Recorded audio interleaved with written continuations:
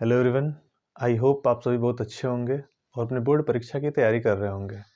तो बोर्ड परीक्षा को ध्यान में रखते हुए यह हमारा दूसरा वीडियो है जिसमें हम बात करेंगे अम्ल, क्षार और लवण के बारे में। तो चलिए हम शुरू करते हैं। अम्ल क्या होता है? अम्ल, आप इस बात से परिचित होंगे, भी होंगे इसके बारे में कि अम्ल जो होते हैं वो स्वाद में क्या होते हैं? खट्टे होते हैं। और वे क्या करते हैं? नीले लिटमस पेपर को लाल कर देते हैं। और पिछली कक्षाओं में इनके बारे में आप जरूर अध्ययन किए होंगे। तो देखें, अम्ल जो है, ये जो अम्ल की परिभाषा है, इसको हम परिभाषा व्यवस्थित ढंग से नहीं कहेंगे। यह क्या है? एक गुणधर्म है इसका, अम्ल का। तो इसकी परिभाषा क्या होगी? तो अम्ल ऐसे पदार्थ होते हैं जो क्या करते हैं, जो जल में इनको हम घोलें, जो अपने जलीय विलयन में क्या करें? H+ आयन दें। H+ आयन का क्या मतलब है?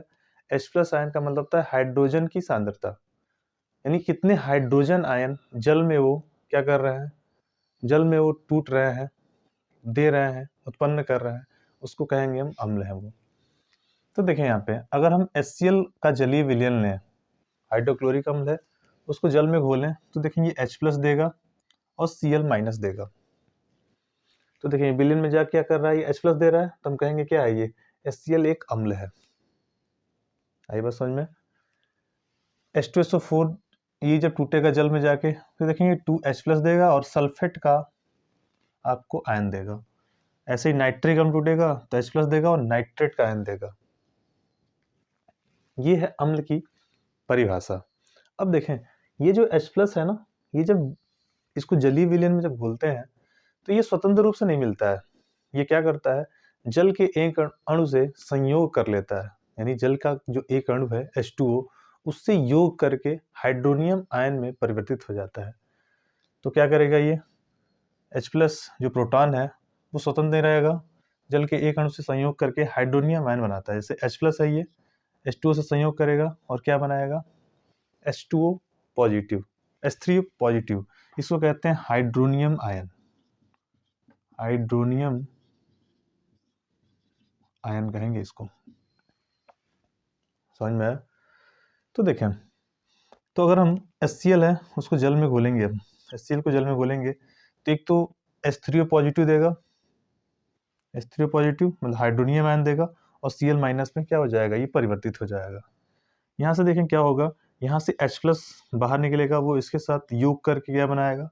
H3O+, और Cl क्या हो जाएगा? यहाँ से बाहर निकल जाएगा। ऐसे यहाँ से HNO3 में से क्या होगा? H+ निकलेगा, वो H2O के साथ रिएक्ट करके क्या करेगा? H3O पॉजिटिव और NO3- बनाएगा। ये क्या है? ये है अम्ल की परिभाषा। तो हम ऐसे भी कह सकते हैं कि अम्ल वे पदार्थ होंगे जो जलीय विलयन में क्या दें? हाइड्रोनियम आयन दें। तो परिभाषा इसकी आप ध्यान रखेंगे, या तो हाइड्रोनियम आयन दे विलयन जल में जाके, या H+ दे। इन दोनों में से आप कोई भी परिभाषा को अपने बोर्ड एग्जाम में लिख सकते हैं। ठीक है? तो अब हम अम्ल का भौतिक गुण देखें। क्या होता है अम्ल के ये भौतिक गुण? तो देखें, अम्लों का क्या गुणधर्म होगा? तो पहली बात तो अम्ल क्या होंगे? स्वाद में खट्टे होंगे। जब उनका टेस्ट करेंगे, जैसा सिरका का आप नाम सुना होगा, उस सिरके को टेस्ट करते हैं तो उसका जो स्वाद आता है वो थोड़ा सा खट्टा आता है। तो उससे हम पहचान कर सकते हैं कि क्या है वो एक प्रकार का एसिड है या अम्ल है। तो ये जो स्वाद में खट्टे होंगे, और नीला लिटमस पेपर, अगर नीले लिटमस पेपर को क्या करेंगे, इनका रिएक्ट कराएं तो क्या करेंगे, ये उस नीले लिटमस पेपर को ये क्या कर देते हैं? ये लाल कर देते हैं। तो ये पहला गुण है इसका। अम्ल क्या होते हैं? जल में विलेय, मतलब जितने भी एसिड हैं वो सारे जल में क्या होते हैं? अच्छे से घुल मिल जाते हैं, मतलब विलेय हो जाते हैं। अब विलेय होंगे तो क्या करेंगे, ये उसमें ऊष्मा उत्पन्न करेंगे। ऊष्मा उत्पन्न करेंगे जिससे विलयन का ताप क्या हो जाएगा? बढ़ जाएगा। जिस विलयन में आप उसको लिए हुए हैं, जिस पात्र में, उस पात्र का तापमान क्या हो जाएगा? पहले की तुलना में बढ़ जाएगा। तो अब ये अम्ल, ये जो अम्ल है वो दो प्रकार के, इनको हम समझ सकते हैं। एक तो होते हैं प्रबल अम्ल और एक होते हैं दुर्बल अम्ल। प्रबल अम्ल का मतलब क्या है? प्रबल अम्ल का ये मतलब है कि उनको जल में घोला गया और खूब सारे क्या कर रहे हैं, H+ आयन या हाइड्रोनियम आयन दे रहे हैं। ठीक है, तो या हम ऐसे भी कह सकते हैं कि वो पूर्णतः क्या हो जाए, आयनित हो जाए। आयनित होने का मतलब पूर्णतः अपने आयनों में वो क्या हो जाए, टूट जाए। तो पूर्णतः अगर आयनित हो रहे हैं तो क्या होगा, वो वे कहलाएंगे प्रबल अम्ल। और ज्यादा आयनन की मात्रा उनकी होगी तो क्या होगा, उससे अत्यधिक ऊष्मा भी उत्पन्न होगी। दुर्बल अम्ल क्या होते हैं, वो विलयन में जाकर कम आयनित होते हैं, जिससे वो कम ऊष्मा उत्पन्न करते हैं, इसीलिए उनको क्या कहते हैं, दुर्बल अम्ल कहते हैं। अभी देखें, अम्ल जो होते हैं वो प्रबल संक्षारक होते हैं। संक्षारक का मतलब होता है कोरोसिव, और वो अपने प्रभाव से लकड़ी, कपड़ा, कागज, त्वचा इत्यादि को गलाकर नष्ट कर देते हैं। एक बहुत ही सुप्रसिद्ध क्या है, अम्ल है, जिसको हम सल्फ्यूरिक अम्ल कहते हैं, जिसे आम बोलचाल में व्यवहारिक रूप से उसको तेजाब कहा जाता है, जो बैटरियों में आमतौर पर भरा जाता है। तो वो क्या होता है, वो एक प्रकार का एसिड होता है। वो अगर कहीं से 1 से 2 बूंद आपके कपड़े या किसी त्वचा पे पड़ जाए तो वहाँ का स्किन क्या कर देता है, वो खराब कर देता है। तो इनके अंदर क्या होता है, संक्षारक का गुण पाया जाता है। समझ में आया? अब हम अम्लों के रासायनिक गुणधर्म के बारे में बात करेंगे। तो देखते हैं, रासायनिक गुणधर्म का मतलब अम्ल किस प्रकार से अलग अलग धातु से, कार्बोनेटों से, हाइड्रोजन कार्बोनेटों से और ऑक्साइडों से किस प्रकार से अभिक्रिया करती है, उनके बारे में चर्चा करना है। तो देखें, धातु से अभिक्रिया किस प्रकार से अम्ल करेगा। तो देखें, अम्ल जब धातु से क्रिया करता है तो हाइड्रोजन गैस मुक्त करती है। ठीक है, जैसे जिंक धातु है, इसकी अभिक्रिया करा रहे हैं हम सल्फ्यूरिक अम्ल के साथ। तो देखें क्या होगा, जिंक SO4 के साथ जिंक सल्फेट बना देगा और यहाँ से हाइड्रोजन गैस बाहर निकल जाएगी। ऐसे ही मैग्नीशियम को अगर हम HNO3 के साथ रिएक्ट करवाएं, नाइट्रिक अम्ल है ये, तो बनेगा मैग्नीशियम का नाइट्रेट बनेगा और हाइड्रोजन गैस बाहर निकल जाएगी। तो ये है धातु से अभिक्रिया। अगर हम धातु कार्बोनेटों से अभिक्रिया कराएं, तो धातु कार्बोनेटों से अभिक्रिया कराएंगे हम अम्ल का, तो बनता है लवण, जल और कार्बन डाइऑक्साइड। इसको आप ध्यान रखेंगे, क्या क्या बनेगा, ये लवण, जल और कार्बन डाइऑक्साइड बनेगा। तो देखिए, ये सोडियम कार्बोनेट है जो धातु कार्बोनेट है, तो इसकी अभिक्रिया कराएंगे जब HCl के साथ। तो एक तो देखें, इसमें ये सोडियम है और ये क्लोरीन है। सोडियम देखें धातु है, क्लोरीन क्या है, अधातु है। धातु को अधातुओं से बहुत ज़्यादा लगाव होता है, तो ये इसके साथ रिएक्ट करेगा और बनाएगा 2NaCl। अब देखें यहाँ पे H2CO3 है, वो टूट कर जल और कार्बन डाइऑक्साइड गैस में परिवर्तित हो जाएगा। उसी प्रकार कैल्शियम कार्बोनेट लेंगे हम, उसकी अभिक्रिया कराएंगे सल्फ्यूरिक अम्ल के साथ, तो बनेगा कैल्शियम का सल्फेट, यहाँ पे देखें। फिर H2CO3 आ रहा है। अब देखें, ये H2CO3 जो है वो टूट कर H2O और CO2 में परिवर्तित हो जाता है। इसको आप बिल्कुल ध्यान रखेंगे। ठीक है, इसके बाद है धातु हाइड्रोजन बाइकार्बोनेटों से अभिक्रिया किस प्रकार से करेगा। तो इसमें भी वही होगा, लवण, जल और कार्बन डाइऑक्साइड गैस बनेंगे। यह है सोडियम हाइड्रोजन कार्बोनेट। क्या है ये, सोडियम हाइड्रोजन कार्बोनेट। इसकी अभिक्रिया करा रहे हैं हम HCl के साथ, तो क्या बनेगा, देखिए यहाँ से Na और Cl मिलके NaCl बनाएगा। फिर देखें यहाँ पे H आ रहा है, यहाँ H है, H2CO3 कुल इस प्रकार का वो दिख रहा है। अब H2CO3 है तो 2D क्या देगा, H2 और CO2 देगा। ये है हाइड्रोजन कार्बन से अभिक्रिया। अगर धातु ऑक्साइड से अभिक्रिया कराएं हम अम्ल का, धातु ऑक्साइड का मतलब क्या, यहाँ पे देखें कॉपर ऑक्साइड है, कॉपर के साथ ऑक्सीजन, कॉपर ऑक्साइड, इसके लगाएंगे HCl के साथ। तो देखिए यहाँ पे कॉपर Cl2 के साथ रिएक्ट करके, क्लोरीन के साथ रिएक्ट करके CuCl2 बनाएगा, कॉपर क्लोराइड, और क्या बनाएगा, जल बनाएगा। कैल्शियम ऑक्साइड के साथ अभिक्रिया कराएंगे हम सल्फ्यूरिक अम्ल का, तो देखें आप CaSO4 बनेगा और H2 बन जाएगा। तो ये है अम्लों के रासायनिक गुणधर्म। तो अब हम बात करेंगे अम्ल की क्षारकता क्या होती है और उसके उपयोग क्या होते हैं। तो देखते हैं, तो ये अम्ल की क्षारकता, यहाँ पे क्षारकता एक शब्द आ रहा है। क्षारकता, अम्ल की क्षारकता का तात्पर्य ये है कि जो अम्ल, जिस अम्ल की हम बात कर रहे हैं, वो जल में जब उसको घोल रहे हैं तो कितने H+ दे रहा है वो, यानी H+ आयनों की सांद्रता कितनी है, कितना वो हाइड्रोजन आयन दे रहा है विलयन में जाके, जल में जाके, उससे हम क्या करेंगे, उसकी क्षारकता को पता कर सकते हैं। तो देखें, H+ आयनों या हाइड्रोजन के परमाणुओं की संख्या से हम क्या करते हैं, क्षारकता पता करते हैं। देखिए ये HCl है, विलयन में जाएगा तो H+ देगा और Cl- देगा। कितने देगा, तो एक H+ देगा और एक Cl- देगा। तो एक H+, इसकी क्षारकता कितनी हो जाएगी, 1 के बराबर। ऐसे HNO3 है, ये विलयन में जाएगा तो क्या देगा, H+ और NO3-। तो एक H+ दे रहा है, इसकी क्षारकता क्या हो जाएगी, 1 हो जाएगी। H2SO4 जब भी विलयन में जाता है तो देखिए ये 2H+ देता है और SO4-2 देता है। अब देखें यहाँ पे 2H+ दे रहा है तो इसकी क्षारकता कितनी हो जाएगी, 2 हो जाएगी। यानी जितने H+ देगा उतने क्या होगी, उसकी क्षारकता होगी।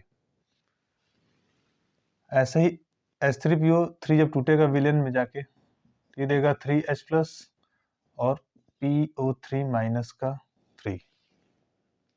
समझ में आया? तो 3H+ दे रहा है, इसकी क्षारकता क्या हो जाएगी, 3 हो जाएगी। तो ये रहा अम्ल की क्षारकता। अब अम्लों के क्या क्या उपयोग हैं, उनके उपयोगों को समझते हैं जरा।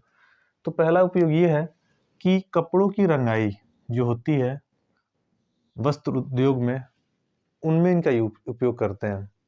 जैसे इस सबसे प्रमुख है इसमें HCl, यानी HCl का उपयोग हम क्या करते हैं, कपड़ों की रंगाई में करते हैं। ऐसे ही सोना चांदी है, आभूषण है, उनके शोधन में, उनको शुद्धिकरण करना है, उनको प्योर करना है, उसके लिए हम नाइट्रिक अम्ल का यूज करते हैं। तो ये अगला उपयोग है। इसके अलावा उर्वरक फर्टिलाइजर में इनका यूज करते हैं। उर्वरक का मतलब होता है खेतों में खाद, ये सब जो चीजें हैं औसत, उसके लिए यूज करते हैं इसको, उर्वरक को। इसके अलावा विस्फोटक, कोई विस्फोटक पदार्थ बनाना है तो अम्ल का यूज हम करते हैं। कलर में इनका यूज करेंगे। इसके अलावा औषधियों के निर्माण में करते हैं। तमाम तरह के केमिकल जो यूज होते हैं खेतों में डालने के लिए, और जितने भी औषधियां हैं हमारे दैनिक जीवन में हमसे जुड़ी हुई, वहां पे इनका यूज होता है। तो सबसे प्रमुख है इसमें नाइट्रिक अम्ल। लेड बैटरी में विद्युत अपघट्य के रूप में, ये लेड बैटरी क्या होती है, लेड बैटरी जो आप घर में इन्वर्टर वाली बैटरी देखते हैं, एक प्रकार का उसे लेड बैटरी आप समझ सकते हैं। तो उसमें क्या होता है, जो विद्युत अपघट्य भरा जाता है वो एक एसिड पदार्थ होता है, यानी एक अम्ल होता है, जिसे हम सल्फ्यूरिक अम्ल कहते हैं। इसके अलावा इसका उपयोग हम अम्लराज बनाने में करते हैं। अम्लराज क्या होता है, तो HCl व HNO3 का मिक्सचर होता है ये, यानी HCl का मतलब हाइड्रोक्लोरिक अम्ल, और नाइट्रिक अम्ल का जो मिक्सचर होता है या मिश्रण होता है उसे कहते हैं अम्लराज। इसकी खासियत क्या होती है, तो इसमें कोई धातु अगर हम इस अम्लराज में डाल दें तो धातु को पिघलाने की सामर्थ्य रहती है इसमें। समझ में आ रहा है? तो धातु को मेल्ट कर सकता है अपने अंदर, इतनी ताकत होती है इस अम्लराज में। तो ये है उपयोग इसके और अम्ल की क्षारकता। अब हम क्षार के बारे में बात करेंगे। क्षार क्या होते हैं, तो देखें क्षार वे पदार्थ होंगे जो जल में जाके क्या करें, OH- आयन दें। तो क्षार जो पदार्थ होंगे वो जलीय विलयन में क्या देंगे, OH- आयन, वो क्या करेंगे, टूट कर देंगे। कुछ एग्जाम्पल समझते हैं। जैसे ये NaOH है, NaOH सोडियम हाइड्रोक्साइड, यहाँ पे लिखा है AQ, इसका मतलब होता है एक्वस सॉल्यूशन, यानी जलीय विलयन। तो देखिए जैसे ही इसको जल में घोलेंगे ये क्या करेगा, Na+ और OH- देगा। और दिख रहा है यहाँ पे OH-। OH- हमको ये बता रहा है कि ये क्या है, एक क्षार है। ऐसे ही KOH ले लें हम, KOH टूटेगा तो K+ या OH- देगा। कुछ और एग्जाम्पल ले सकते हैं, जैसे हम NH4OH ले सकते हैं। NH4OH टूटेगा तो क्या देगा, ये NH4+ देगा और OH- देगा। अब ये OH- क्या है, इसको कहते हैं हाइड्रोक्सिल आयन, हाइड्रोक्सिल आयन कहते हैं इस OH माइनस को। तो इसको आप ध्यान रखेंगे, हाइड्रोक्सिल आयन क्या होता है। अब देखें, ये रहा क्षार, एक होता है क्षारक। क्षारक क्या होता है? क्षारक, क्षार और क्षारक में अंतर है। क्षारक क्या होते हैं? क्षारक, तो जो क्षारक होते हैं, क्षारक हम उनको कहेंगे जो क्या हो, जल में घुल जाए, यानी जल में पूरी तरह से विलय हो जाए, या जल में उनकी घुलनशीलता सबसे अधिक हो, यानी जल में घुलनशील हो। तो जल में अगर घुलनशील होंगे, यानी जल में विलय होंगे, घुलनशील होंगे, उन्हें क्या कहेंगे? हम क्षारक कहेंगे। इसका मतलब ये कि जितने भी क्षारक होते हैं उनको क्या कह सकते हैं? हम क्षार कह सकते हैं। यानी सभी क्षारक, यानी जितने भी क्षारक हैं, सभी जो क्षारक हैं वो क्या कहलाएंगे? क्षार कहलाएंगे। लेकिन क्या सभी क्षार क्षारक कहलाएंगे? नहीं, सभी क्षार जो होंगे वो क्षारक नहीं कहलाएंगे। क्षारक वही कहलाएंगे जो क्या हो, जो जल में उनकी विलयता हो। तो इस बात को आप बिल्कुल ध्यान रखेंगे कि सभी क्षारक क्षार होते हैं, लेकिन सभी क्षार क्षारक नहीं होते हैं। अब इनके गुणधर्म के बारे में जरा देखें, क्षारों के क्या क्या गुणधर्म होते हैं। तो देखेंगे, ये क्या होंगे? स्वाद में तीखे होते हैं, और इनको खाने पे ये जलन उत्पन्न करते हैं। तो जलन उत्पन्न करने का गुण इनमें पाया जाता है। ये जल में बहुत अच्छे से विलय होते हैं। जिस प्रकार से अम्ल जल में क्या हो रहे थे? विलय हो रहे थे, उसी प्रकार ये भी क्या होते हैं? जल में ठीक प्रकार से विलय होते हैं। अब देखिए, ये लिटमस पेपर, लिटमस पेपर को क्या करते हैं? ये नीला कर देते हैं। अगर वो आपका लिटमस पेपर जो लाल है, उसको कलर को चेंज करके क्या कर देंगे? ब्लू कर देंगे। इनको छूने, अगर हम छुएं, क्षार को जब से टच करेंगे तो साबुन देखते हैं कितना चिकना होता है, सॉफ्ट होता है। ठीक उसी प्रकार ये क्या होंगे? क्षार क्या होंगे? साबुन जैसे चिकने होते हैं। और इनके अंदर भी जो अम्ल थे, अम्ल में हमने क्या देखा था कि वो संक्षारक संक्षारक हो रहे थे अम्ल। तो उसी प्रकार ये क्षार भी क्या है? ये संक्षारक होने का इनके अंदर गुण होता है। अर्थात ये भी त्वचा या किसी कपड़े पे या कहीं और पड़ जाए तो क्या करेंगे? ये उनको गला के नष्ट कर देंगे। अब हम इसकी रासायनिक अभिक्रियाओं या रासायनिक गुणधर्म के बारे में बात करेंगे। तो चलिए देखते हैं।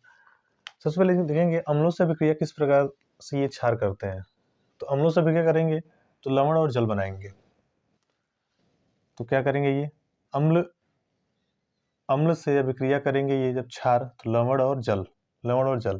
तो ये देखें, ये क्या है? आपका एक क्षार है, ये क्या है? एक अम्ल है। तो अम्ल और क्षार मिल क्या बना है? ये NaCl क्या है? एक लवण है, और ये आपका ये जल है। तो NaOH HCl से क्या करेगा? तो देखिए, NaCl के साथ रिएक्ट करके NaCl बनाएगा, और OH एक हाइड्रोजन के साथ मिलके जल जल बनाएगा। ऐसे ही पोटेशियम हाइड्रोक्साइड ले लें कि उसकी अभिक्रिया करा दें सल्फ्यूरिक अम्ल के साथ, तो क्या बनाएगा? ये K2SO4, पोटेशियम का सल्फेट, और OH और H मिलकर क्या बनाएगा? जल का अणु। यहाँ पे ध्यान रखें। अब देखिए, क्षार और अम्ल जब आपस में मिल रहे हैं तो दोनों का प्रभाव खत्म हो जा रहा है। यानी जो बन रहा है, जो प्रोडक्ट बन रहा है, जो उत्पाद बन रहा है, वो उत्पाद न तो क्षारीय हो रहा है न तो अम्लीय। इस अभिक्रिया को कहते हैं उदासीनीकरण अभिक्रिया। क्या कहते हैं? उदासीनीकरण अभिक्रिया।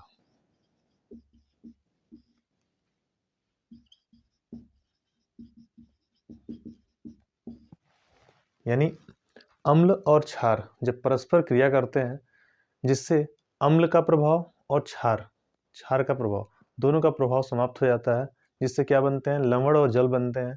इस अभिक्रिया को कहते हैं उदासीनीकरण अभिक्रिया। ये कई बार पेपर में आ चुका है, तो इसको आप बिल्कुल ध्यान रखेंगे। अगली जो अभिक्रिया है वो है धातु के साथ अभिक्रिया।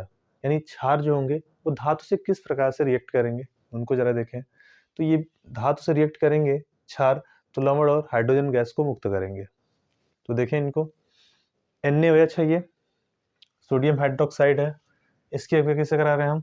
जिंक धातु के साथ करा रहे हैं, तो क्या बनाएगा ये NaZnO2, इसे कहते हैं सोडियम जिंकेट, इसका नाम है सोडियम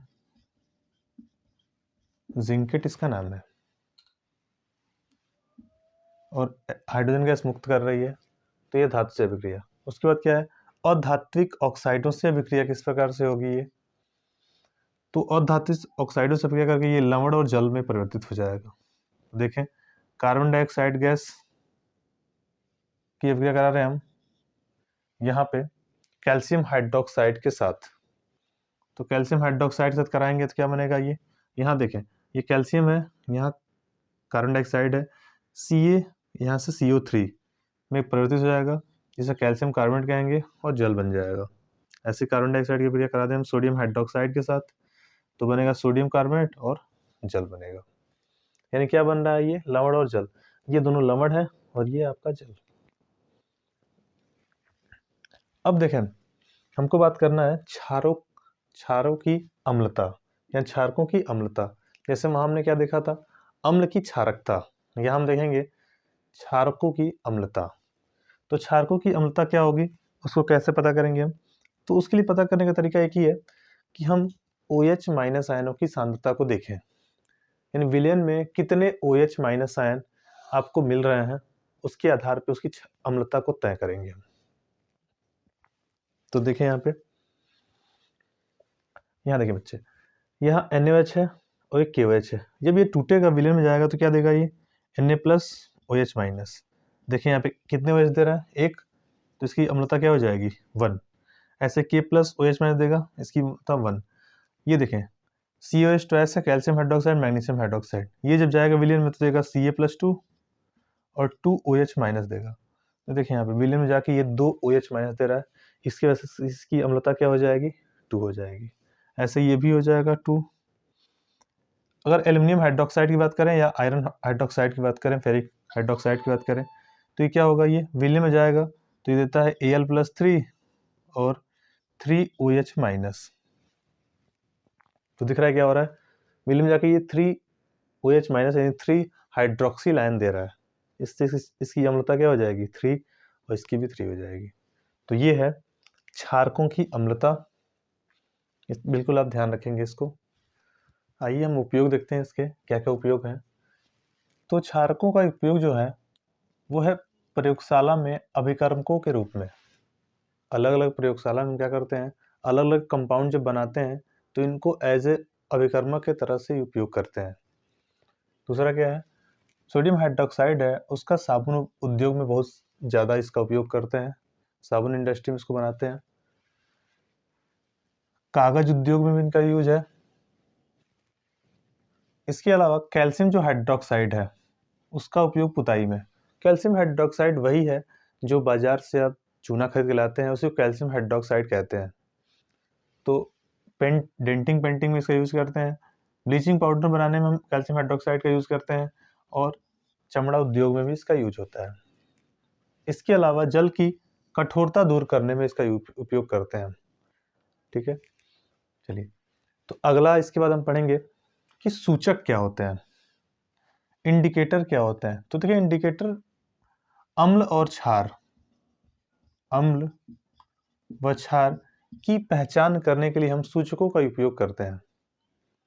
अब कैसे हम पता करेंगे कि ये अम्ल है या क्षार है, अब बार बार उसको जल में तो हम घोल के देखेंगे नहीं कि उसमें H+ दे रहा है कि वो OH- दे रहा है, या हम उसको टेस्ट भी करके नहीं देखेंगे कि स्वाद में कैसा है, खट्टा है कि कड़वा है, किस प्रकार का स्वाद है उसका। तो उसके लिए हम क्या करते हैं, कुछ सूचकों का उपयोग करते हैं। ये सूचक क्या होते हैं उनको देखें। देखिए, सूचक दो प्रकार के होते हैं, एक होते हैं प्राकृतिक सूचक, एक होते हैं कृत्रिम सूचक। प्राकृतिक सूचक क्या होते हैं, एक तो लिटमस पेपर होगा प्राकृतिक सूचक में, और एक हल्दी होगा। लिटमस पेपर क्या होता है, तो देखिए लिटमस पेपर एक लाइकेन नाम का पौधा होता है, उससे ही बना होता है। तो लिटमस पेपर पे अगर आप अम्ल डालेंगे, इस पे अगर अम्ल डालें, इसका कलर क्या हो जाएगा, लाल कलर का हो जाएगा, तो समझ लेंगे क्या है, वो एसिड है। क्षारकों के साथ इसको देखेंगे हम, क्षारों के साथ, तो ये नीले रंग में परिवर्तित हो जाता है।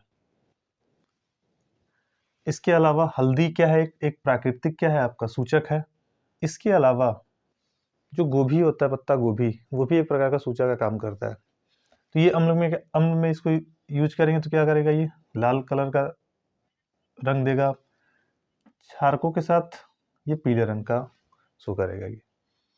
इसके अलावा एक और होता है कृत्रिम सूचक। कृत्रिम सूचक जो उसको बनाया गया है, इसमें देखें दो बहुत प्रमुख हैं, मेथिल ऑरेंज और फिनोफ्थिलीन। मेथिल ऑरेंज नारंगी रंग का होता है, फिनोफ्थिलीन रंगहीन होता है, यानी कलरलेस होता है। मेथिल ऑरेंज का यूज अगर हम अम्ल के साथ करें तो ये लाल रंग में परिवर्तित हो जाता है, और क्षार के साथ करें तो ये पीला रंग देता है।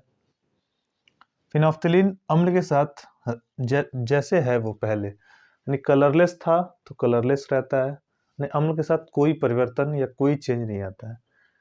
अगर क्षार के साथ देखें हम तो ये गुलाबी रंग में परिवर्तित हो जाता है। तो इन सूचकों का बहुत ही बड़ा महत्व है। पेपर में डायरेक्ट क्वेश्चन यहाँ से बनते हैं कि निम्नलिखित में बताइए कि कौन सा सूचक अम्ल के साथ पीला रंग देगा या अम्ल के साथ गुलाबी रंग देगा। तो इस प्रकार के क्वेश्चन यहाँ से आप बिल्कुल इसको ध्यान रखेंगे, इतना ही आपको इसमें पढ़ना है।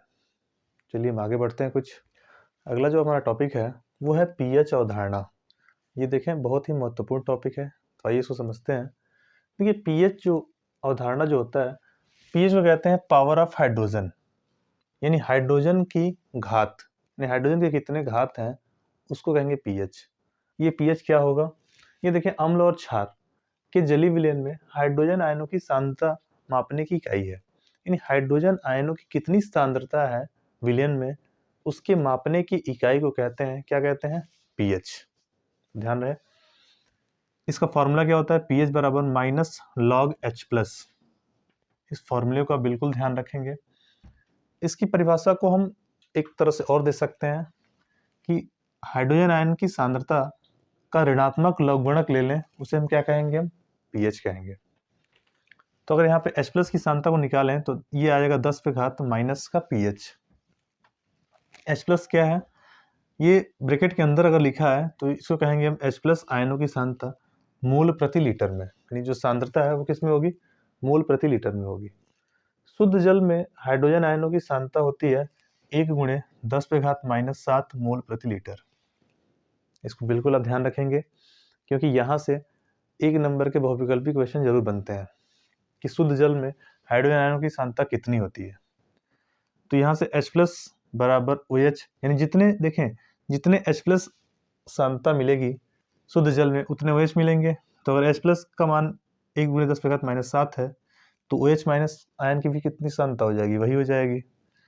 तो इन दोनों का गुणनफल कर दें, तो इन दोनों को गुणा करेंगे तो ये आएगा 1 गुणे 10 पे घात माइनस 14, यानी जल का आयनिक गुणनफल अगर हम करें H प्लस की सांद्रता का और OH माइनस आयन की सांद्रता का गुणनफल जो आता है वो आता है 10 पे घात माइनस 14 के बराबर। इसके बाद हम जरा पीएच स्केल देख लें। पीएच स्केल क्या होगा, तो स्केल आपने देखा होगा, जो आप स्केल आप दैनिक जीवन में यूज करते हैं, वो स्केल क्या होता है, वो 0 शुरू होता है और 15 तक होता है।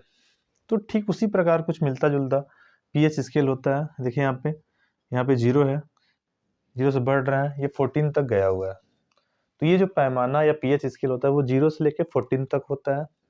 मिड में एक पॉइंट आता है 7, जो उदासीन बिंदु को बताता है, यानी अगर किसी विलयन का पीएच 7 है तो क्या होगा, उदासीन विलयन होगा, और इस प्रकार का जो होता है उसे कहते हैं शुद्ध जल। आई बात समझ में। अगर 7 से कम है, पीएच क्या है, 7 से कम है, तो 7 से कम होगा तो ये सारे क्या कहलाएंगे आपके, ये एसिड बन जाएंगे, यानी अम्ल कहलाएंगे। और 7 से ऊपर अगर पीएच है आपका तो होंगे क्षार। समझ में आया। तो देखें जैसे जैसे हम आगे बढ़ेंगे 7 से कम, 7 से 0 की तरफ बढ़ेंगे, जो अम्लीय सामर्थ्य है वो बढ़ता जाएगा। यानी पीएच अगर 1 है और पीएच 3 है, पीएच क्या है आपका 1 है और पीएच 3 है, तो सबसे ज्यादा अम्लीय सामर्थ्य किसका होगा, 1 वाले का। ठीक उसी प्रकार अगर पीएच 8 है और pH क्या है 10 है, तो pH जो 10 है वो क्या होगा, अधिक क्षारीय सामर्थ्य रखेगा। तो इसको आप बिल्कुल ध्यान रखेंगे, इसे कहेंगे हम pH स्केल। तो अब हम pH से जुड़े हुए कुछ सवाल करते हैं, कुछ न्यूमेरिकल करते हैं। तो देखें, कह रहा है कि 10⁻⁻6 MnCl का pH ज्ञात कीजिए। फॉर्मूला याद कीजिए, pH का फॉर्मूला क्या होता है, pH बराबर होता है माइनस का log H प्लस, ये हो जाएगा माइनस का log H प्लस, ये H प्लस का मान दिया हुआ है, ये हाइड्रोजन आयनों की सांद्रता दी हुई है, यहाँ रख दें सिंपल 10⁻�6। अब देखें, लघुगणक के साथ पावर के ऊपर कुछ रहता है तो वो सिंपली आगे आ जाता है। इसका एक फॉर्मूला होता है log m⁴n, ये हो जाता है n log m, यानी ये पावर आगे आ जाता है। उस हिसाब से ये -6 आगे आ जाएगा, चिन्ह के साथ आएगा, चिन्ह के साथ क्या हो जाएगा, आगे आ जाएगा। तो देखें, माइनस पहले से था, ये माइनस पहले से है, ऊपर से आ जाएगा -6 log ब्रैकेट में ये 10।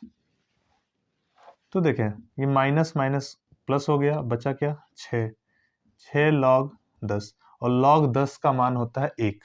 इसको आप बिल्कुल ध्यान रखेंगे, log 10 का मान कितना होता है, 1 के बराबर। तो इसकी वैल्यू आ गई 6, तो इसका pH क्या आ जाएगा 6। इसका निकालें, pH बराबर माइनस का log H प्लस माइनस का log 10⁻⁻2, ये आगे आ जाएगा, ये हो जाएगा -2 -1 log 10, log 10 का मान 1, ये माइनस माइनस प्लस हो गया, इसकी वैल्यू आ गई 2, यानी pH आ गया 2। इसमें pH निकालें, pH बराबर माइनस का log H प्लस, ये माइनस का log 1 गुणे 10⁻⁻7, ये आगे आ जाएगा, तो ये माइनस इंटू -7 log 10 बन जाएगा, ये हो जाएगा प्लस का 7, log 10 का मान 1। तो ये कुछ सवाल हैं, इसमें क्या खास बात है जिसको समझना है। तो देखें, यहाँ पे जितना पावर है उतना ही आंसर आ रहा है, यानी जितना हाइड्रोजन आयन में पावर है, इसलिए इसको क्या कहते हैं, इसको पावर ऑफ हाइड्रोजन कहते हैं। तो जितना पावर उतनी इसकी वैल्यू, जितना पावर उतनी इसकी वैल्यू, जितना पावर उतनी वैल्यू। तो यहाँ से हम कह सकते हैं कि जो पावर होगा H प्लस आयनों की, जो पावर होगा, बस वहाँ से माइनस हटा दीजिए, उसकी जो धनात्मक वैल्यू है वही हमारा क्या होगा, pH का मान होगा। तो इसको आप ध्यान रखेंगे। अब हम कुछ महत्वपूर्ण यौगिकों को बनाने की विधि और उसके गुणधर्म के बारे में बात करेंगे। तो आइए, इसमें सबसे पहला है सोडियम हाइड्रोक्साइड, इसे कास्टिक सोडा भी कहते हैं, सोडियम हाइड्रोक्साइड। इसको बनाएंगे कैसे, तो सोडियम हाइड्रोक्साइड के जलीय विलयन को, या सोडियम हाइड्रोक्साइड को बनाने के लिए क्या करेंगे हम, सबसे पहले सोडियम क्लोराइड लेंगे और उस सोडियम क्लोराइड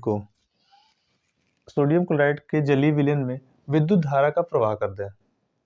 विद्युत धारा के प्रवाह से क्या होगा, विद्युत धारा के प्रवाह से सोडियम हाइड्रोक्साइड आपका बन जाएगा, जिसको आपको बनाना है। और देखिए, यहाँ पे क्लोरीन गैस और हाइड्रोजन गैस भी मुक्त होंगे। क्लोरीन गैस जो होगी वो एनोड पर मुक्त होगी, और हाइड्रोजन गैस होगी वो कैथोड पर मुक्त होगी। तो सोडियम क्लोराइड के जलीय विलयन में हम विद्युत धारा का प्रवाह करके क्या कर सकते हैं, सोडियम हाइड्रोक्साइड को बिल्कुल बना सकते हैं। इसका उपयोग क्या है सोडियम हाइड्रोक्साइड का, तो देखिए, इसका उपयोग हम ग्रीस हटाने में कर सकते हैं। ग्रीस आप देखे होंगे, लुब्रिकेंट होता है एक, उसको हटाने में हम सोडियम हाइड्रोक्साइड का उपयोग कर सकते हैं। इसके अलावा साबुन बनाने में, अपमार्जकों के निर्माण में हम सोडियम हाइड्रोक्साइड का उपयोग करते हैं। हाइड्रोजन ईंधन के रूप में भी इसका उपयोग किया जाता है। तो ये इसके कुछ प्रमुख उपयोग हैं, इनको आप बिल्कुल ध्यान रखेंगे। अगला जो हमारा यौगिक है वो है धावन सोडा, Na2CO3। इसको क्या कहते हैं, sodium carbonate decahydrate. Sodium carbonate decahydrate इसका नाम है। तो इसको क्या कैसे बनाते हैं, तो इसको देखें, सोडियम हाइड्रोक्साइड की अभिक्रिया हम कार्बन डाइऑक्साइड के साथ करा दें तो क्या होगा, इसको गर्म करें तो देखें ये बनेगा सोडियम कार्बोनेट और प्लस जल। ये फिलहाल अलग अलग रहते हैं, क्या करते हैं इनको ठंडा करते हैं, कुछ समय बाद ठंडा करते हैं, जैसे ठंडा करते हैं जल के जो अणु हैं वो क्रिस्टलीकृत होकर इस सोडियम कार्बोनेट के साथ जुड़ जाते हैं, कुछ इस प्रकार से जुड़ जाएंगे Na2CO3 डॉट 10H2O। जिसे क्या कहेंगे हम, जिसे कहेंगे हम धावन सोडा,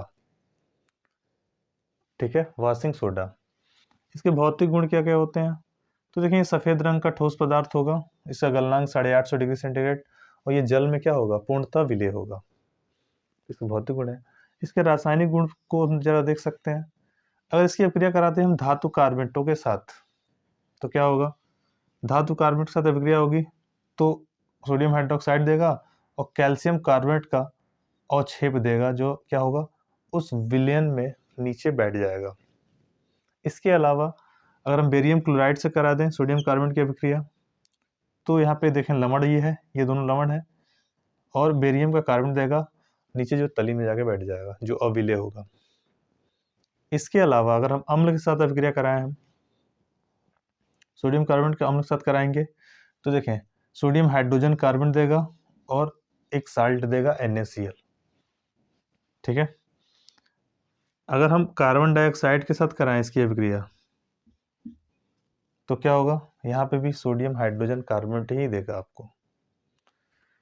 तो ये कुछ क्या है इसके रासायनिक अभिक्रियाएं हैं, किस प्रकार से ये आपका धावन सोडा अलग अलग कंपाउंड के साथ रिएक्ट करता है।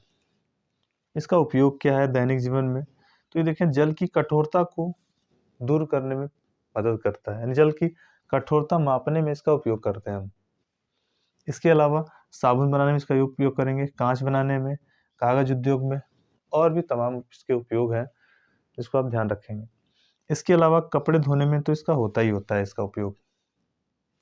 तो ये कुछ प्रमुख उपयोग है, तो इसको आप बिल्कुल ध्यान रखेंगे, धावन सोडा काफ़ी इंपॉर्टेंट है ये। अगला जो हमारा यौगिक है वो है विरंजक छूंड CuCl2। इसको कैसे बनाएंगे, तो इसको बनाने के लिए हमको कैल्शियम हाइड्रोक्साइड लेना पड़ेगा। तो कैल्शियम हाइड्रोक्साइड की प्रक्रिया हम क्लोरीन के साथ करा दें तो क्या मिल जाएगा हमको, ये मिल जाएगा हमको विरंजक चूर्ण, और क्या मिलेगा साथ, जल मिलेगा। इसका गुण क्या है, भौतिक गुण, ये देखें पीले रंग का ठोस पदार्थ होता है जिसकी गंध क्लोरीन की जैसी होती है। इसका स्मेल जो करेंगे तो क्लोरीन की जैसी स्मेल होती है। ये जल में क्या होता है, पूर्ण रूप से विलेय होता है। इसकी रासायनिक गुणों के बारे में अगर हम देखें तो अगर इसकी अभिक्रिया कार्बन डाइऑक्साइड के साथ कराएं तो क्या होगा, कैल्शियम का कार्बोनेट देगा और हाइड्रोजन मुक्त होगी यहाँ से। इसके अलावा अगर इसकी अभिक्रिया हम तनु अम्ल के साथ कराएं तो क्या होगा, यहाँ पे देखें कैल्शियम को सल्फेट बनेगा, जल और क्लोरीन गैस निकलेगी। ये क्लोरीन गैस जो है उस जल के साथ रिएक्ट करके नवजात ऑक्सीजन देगा। क्या देगा, नवजात ऑक्सीजन और हाइड्रोक्लोरिक अम्ल। इसका उपयोग क्या है, तो देखिए इसका उपयोग है जीवाणुनाशक के रूप में, यानी ये क्या करता है, जीवाणुओं को नाश करने में इसका उपयोग हम प्रमुख रूप से करते हैं। इसके अलावा इसका उपयोग ऑक्सीकारक के रूप में भी होता है। इसके अलावा CaCl3 जिसे हम क्या कहते हैं, इसे हम कहते हैं क्लोरोफॉर्म। तो क्लोरोफॉर्म बनाने में भी इसका उपयोग करते हैं। तो इसको आप बिल्कुल ध्यान रखेंगे, विरंजक चूर्ण। ये जो यौगिक है वो है खाने का सोडा, जिसे हम बेकिंग पाउडर के नाम से भी जानते हैं, जिसको आप घर में मीठा सोडा के नाम से भी जानते हैं। क्या है ये है सोडियम हाइड्रोजन कार्बोनेट। कैसे बनाएंगे इसको, तो देखें सोडियम कार्बोनेट के जलीय विलयन में हम CO2 गैस प्रवाहित कर दें।